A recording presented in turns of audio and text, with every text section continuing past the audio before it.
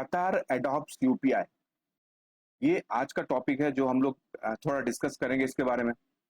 कतार ने UPI adopt क्यों किया? क्योंकि कतार के पास पहले से ही डिजिटल प्लेटफॉर्म था ट्रांजैक्शन के लिए, लेकिन फिर भी उन्होंने यूपीआई पे क्यों शिफ्ट किया, और ये शिफ्ट करने के बाद कतार और इंडिया का रिलेशन किस तरह से आगे बढ़ेंगे उसके बारे में थोड़ा डिस्कस करेंगे। तो फर्स्ट देखिए, व्हाई कतार नीड्स यूपीआई। यूपीआई क्यों जरूरत था कतार को? First, massive Indian footfall. कतार में सबसे ज्यादा टूरिस्ट जाते हैं इंडियंस, प्लस एनआरआईज भी हैं वहां पे जो इंडियंस हैं। तो उसको ध्यान रखते हुए कतार यूपीआई में शिफ्ट हुआ है, मतलब इंडियन कंट्रीज के जो कैशलेस ट्रांजेक्शन जो फिनटेक है उसमें उन्होंने निवेश करने का सोचा। अब ये जो उन्होंने अडॉप्ट किया है तो डेफिनेटली हमारे कंट्री पे तो निवेश किया ना, तो वो आप समझ लो इस तरह से। Second, boost to retail and tourism. Qatar जो रिटेल एंड हॉस्पिटैलिटी सेक्टर में भी बड़ा बेनिफिट मिलेगा यूपीआई पे। क्यों? क्योंकि ट्रांजैक्शन ज्यादा बेहतरीन होगा, ट्रांजैक्शन ईज होगा, और कस्टमर भी ज्यादा खुश होंगे। क्यों खुश होंगे? क्योंकि कैशलेस इकोनॉमी होगा। एयरपोर्ट्स या मॉल्स में जहां पे बहुत सारे बिजी होते हैं वहां पे ये कन्वर्शन नहीं करना पड़ेगा from other countries to cashless, sorry, to Qatar currency, और वगैरह वगैरह। Third, fintech modernisation and interoperability. अब इंटर ऑपरेटेबिलिटी का मतलब मैं यहाँ पे कंट्रीज के बारे में बताना चाह रहा हूँ। कंट्रीज के करेंसी के इंटर ऑपरेटेबिलिटी के लिए अब कतार को कतार के पास पहले से ही डिजिटल ट्रांजैक्शन के लिए सिस्टम्स थे। क्यूआर कोड से उन लोग पेमेंट कर सकते थे, लेकिन डोमेस्टिकली कर सकते थे। तो यूपीआई के आते वक्त मतलब उनको लगा कि इंटरनेशनल इंटर ऑपरेबिलिटी बहुत इजी हो जाएगा। बस फिनटेक भी मॉडर्नाइजेशन हो रहा है। फिनटेक मतलब फाइनेंशियल टेक्नोलॉजी, फाइनेंशियल के अगेंस्ट पे जो ट्रांजैक्शन, जो बैंकिंग टेक्नोलॉजी होता है, वो भी एक तरह से मॉडर्नाइजेशन होगा इस तरह यूपीआई से। अब दूसरे पॉइंट समझते हैं कि एग्जिस्टिंग डिजिटल पेमेंट ऑल्टरनेटिव इन कतार। कतार के पास पहले से ही डिजिटल पेमेंट ऑल्टरनेटिव था। क्या क्या था? फर्स्ट, कतार मोबाइल पेमेंट सिस्टम। मोबाइल से जो पेमेंट करता है क्यूआर बेस्ड, वो पहले से उनके पास था। हमारे जैसे यूपीआई, उनका क्यूएमपीएस पहले से ही था। बशर्ते बस एक ही चीज था कि उन्होंने वो डोमेस्टिक यूज के लिए यूज करते थे। Debit card and credit card जो हमारे यहाँ पे होते हैं, जो वीजा, मतलब मैस्ट्रो कार्ड, वो भी उनके यहाँ पे भी सेम चीज होता है।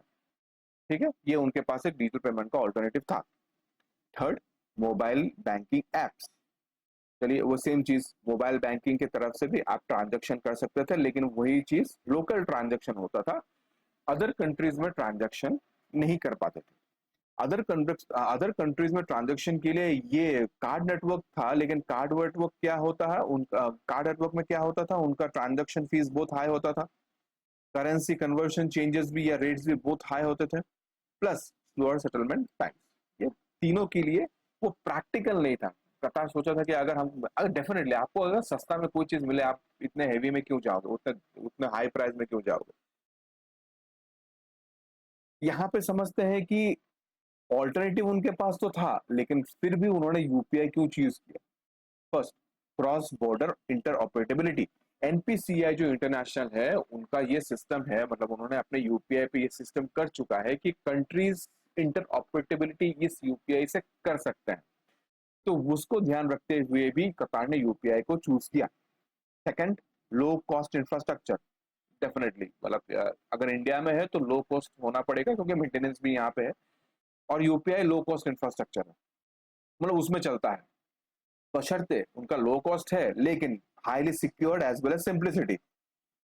सिंपल है बट हाईली सिक्योर्ड है।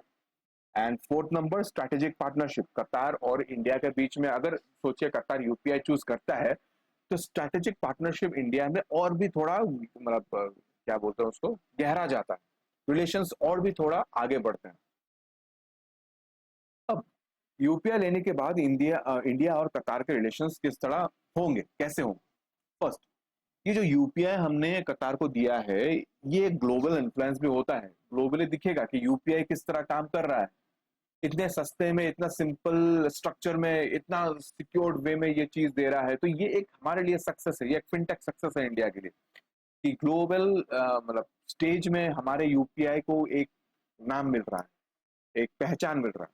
तो ये एक सक्सेस है जो कि हर एक वर्ल्ड में इसको पहचाना जा रहा है। तो इसको हमको पुश मिलता है इंटरनेशनली, ये पुश मिलेगा हम लोगों को in the terms of Indian digital diplomacy.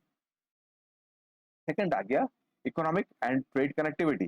कतार और इंडिया के बीच में जो क्रॉस बॉर्डर पेमेंट्स है, ऑनलाइन शॉपिंग्स है, तो वो और भी थोड़ा ईज हो जाएगा। जब ईज होगा तो बूस्ट होगा, फाइनेंशियल टाइज बूस्ट होंगे, इंडियन बिजनेसेस और भी आगे बढ़ेंगे, या कतार बिजनेसेस विद इंडिया और भी आगे बढ़ेंगे।